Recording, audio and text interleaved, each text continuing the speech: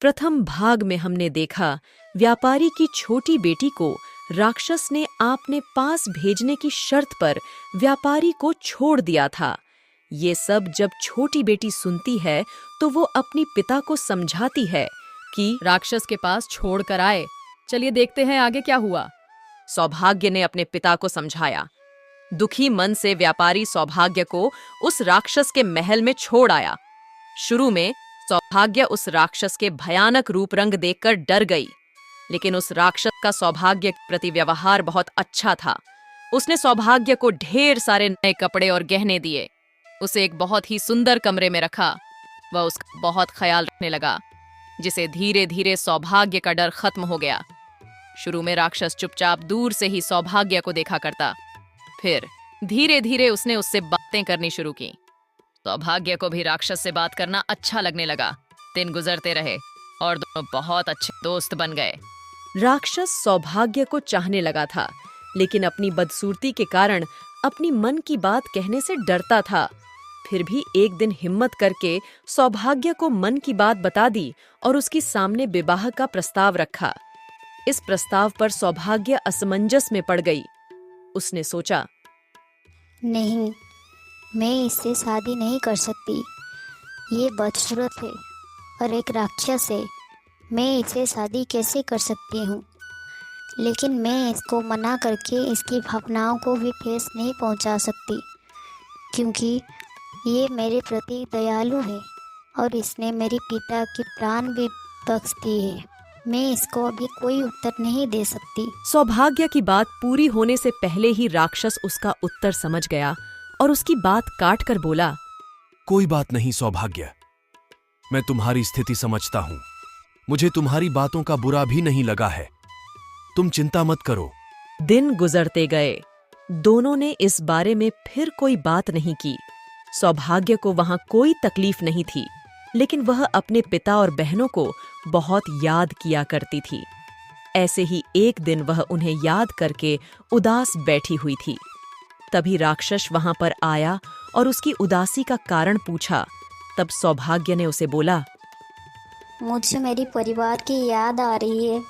राक्षस सौभाग्य का दुख समझ गया। उसने कहा, मैं तुम्हें एक जादुई आईना देता हूँ, जिसमें तुम जब चाहो तब अपने पिता और बहनों को देख सकती हो।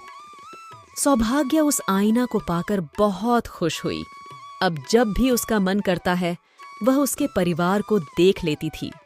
एक दिन सौभाग्य आईने में देखा कि उसके पिता बहुत बीमार हैं और मरने की कगार पर है। वह दुखी हो गई। उसने राक्षस से विनती की, उसके पिता से मिलने के लिए जाने दे। वह आखिरी बार उनसे मिलना चाहती है। पहले तो राक्षस ने मना कर दिया, लेकिन फिर सौभाग्य के आंसू देखकर उसका मन पिघल गया और उसने कहा, मैं तुम्हें अपने पिता के पास जाने की इजाजत देता हूँ, लेकिन इस शर्त पर कि तुम्हें 7 दिन के अंदर मेरे पास वापस आना होगा, नहीं तो मैं तुम्हारी याद में मर जाऊंगा। तब सौभाग्य ने राक्षस से वादा किया कि वह अपने पिता को देखकर 7 दिन में वापस लौट आएगा। राक्षस ने उसे एक अंगूठी दी और कहा, यह अंगूठी तुम पहन लो। जब यह अंगूठी तुम्हारे हाथ में होगा तो तुम अपने पिता के पास पहुंच जाओगे, और जब तुम यह उतार दोगे तो तुम इस महल में पहुंच जाओगे, लेकिन याद रखना 7 दिन के अंदर तुम्हें आना होगा। और सौभाग्य वह अंगूठी पहन ली। जब सोकर उठी तो उसने खुद को अपने पिता के घर पर पाया। वह सीधे जाकर अपने पिता से मिली। पिता अपनी छोटी बेटी को देखकर बहुत खुश हुआ। वास्तव में वह यह सोचकर बीमार पड़ गया था कि उसकी बेटी एक राक्षस की कैद में है। सौभाग्य ने उसे राक्षस के बारे में विस्तार से बताया कि वह उसके साथ बहुत अच्छा व्यवहार करता है और उसे कोई तकलीफ नहीं देता।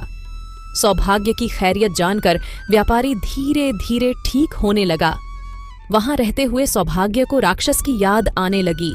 उसके साथ रहते रहते उसे उसकी आदत पड़ गई थी और उसके अच्छे और दयालु व्यवहार के कारण वह उसे प्रेम करने लगी थी। इसी बीच उसे मिलने के लिए उसकी 2 बहनें जिनकी शादी हो गई थी, वह दोनों आए। और जब सौभाग्य ने उन्हें राक्षस के घर में आरामदायक जीवन के बारे में बताया, सुनकर दोनों बहनें जल उठीं। जब उन्हें पता चला कि सौभाग्य को 7 दिन के अंदर वापस राक्षस के महल में जाना है, तो उन्होंने झूठे आंसुओं के सहारे सौभाग्य को वहां कुछ दिन और रोक लिया। वास्तव में यह उनकी योजना थी ताकि राक्षस को सौभाग्य पर गुस्सा आए और उसे मार डाले। उधर राक्षस भी सौभाग्य का इंतजार कर रहा था। 7 दिन पूरे होने के बाद भी सौभाग्य वापस न आने पर वह तड़पने लगा। इधर सौभाग्य भी उसे याद कर रही थी। एक रात सौभाग्य ने सपने में देखा राक्षस नीचे गिरा हुआ है और मर रहा है। सौभाग्य की नींद टूट गई। उसे अपने वादा न निभाने का बहुत पछतावा हुआ। उसने तुरंत ही अपनी अंगूठी निकाल दी और दूसरे दिन जब वह सोकर उठी तो वह राक्षस के महल में थी। सौभाग्य ने दिन भर राक्षस का इंतजार किया, लेकिन वह उससे मिलने नहीं पहुंचा। उसने पूरे महल में ढूंढा और वह नहीं मिला तो परेशान हो गई। फिर शाम को जब वह घर के पीछे वाले हिस्से में ढूंढने के लिए गई तो वह देखी वहां एक कोने में राक्षस नीचे पड़ा हुआ था। वह बहुत कमजोर नजर आ रहा था। ऐसा लग रहा था मानो वह मरने की कगार पर है। सौभाग्य जल्दी उसके पास गई और उससे बोली, ये तुम्हें क्या हो गया? मैं तुमसे कहा था ना कि यदि तुम नहीं आई तो मैं तुम्हारी याद में मर जाऊंगा। तुम मुझे छोड़कर मत जाओ। मैं तुम्हारे बिना नहीं रह सकती। मैं तुमसे प्रेम करने लगी हूँ। मुझसे विवाह कर लो। कृपया मुझे छोड़कर मत जाओ।